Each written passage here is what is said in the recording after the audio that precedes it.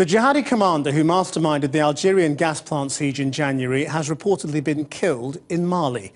A military spokesman from Chad claimed their forces killed Mokhtar Belmokhtar, who was a leader of al-Qaeda in the Islamic Maghreb, in a raid on an Islamic rebel base in the Adra de Ifogas mountains, where the French have been battling al-Qaeda-linked fighters for nearly 2 months.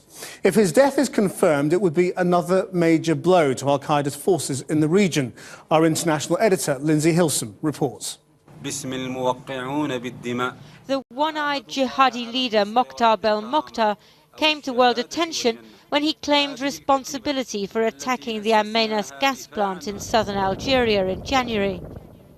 37 people, including 5 British workers, were killed when Algerian forces took on Belmokhtar's brigade that signs its name in blood. Yesterday evening, television news in Chad said it was their forces who killed him. The provisional toll of the fighting is as follows. Several terrorists killed, including the chief, Mokhtar Belmokhtar, known as the One-Eyed. 60 vehicles in good shape have been retaken and various war equipment seized. Chad has nearly 3,000 soldiers fighting alongside French forces to oust al-Qaeda-linked rebels from northern Mali. Despite their shiny new vehicles, they've been taking serious casualties. If they have killed Belmokhtar, it will mark a rapid reversal of their fortunes. The French Defense Ministry have put out this video of their soldiers in the same mountains. France has yet to confirm the death of Belmokhtar. In the last few weeks, American drones have been gathering intelligence to enable more accurate French airstrikes on jihadi strongholds. Abu Zaid, Belmokhtar's main rival in al-Qaeda in the Islamic Maghreb, seen here as his forces took Timbuktu last year, is also reported to have been killed by the Chadians in recent days. If confirmed, the deaths of prominent al-Qaeda figures would be seen as vindication for the French military intervention in Mali and the use of highly effective air power. But the message that the French and indeed the West would want to put out is that it would be a victory for African armies involved in the fight against terrorism.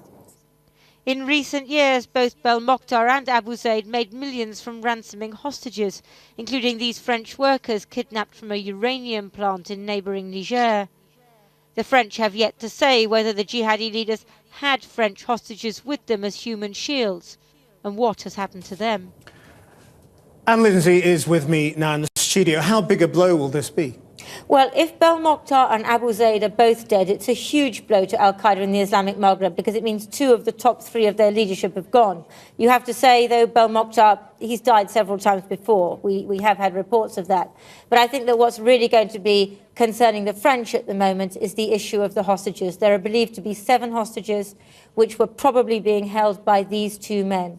So it is entirely possible that if they were there, up in the mountains as human shields, they were the jihadis' trump card, that they may also have been killed. And there is a resounding silence from the Quai d'Orsay in Paris today. And how likely is it that it really was Chadian forces? It's possible. The French and the Chadians are working together very closely. But the key thing is American drones. There's a new American drone base in neighbouring Niger 2 weeks ago.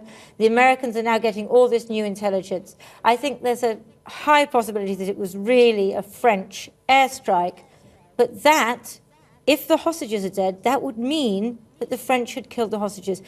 That may not be true. We don't know that. But if there is any possibility of that, I don't think the French will want that to come out. I think that the Chadians are very important cover. Thanks, Lindsay.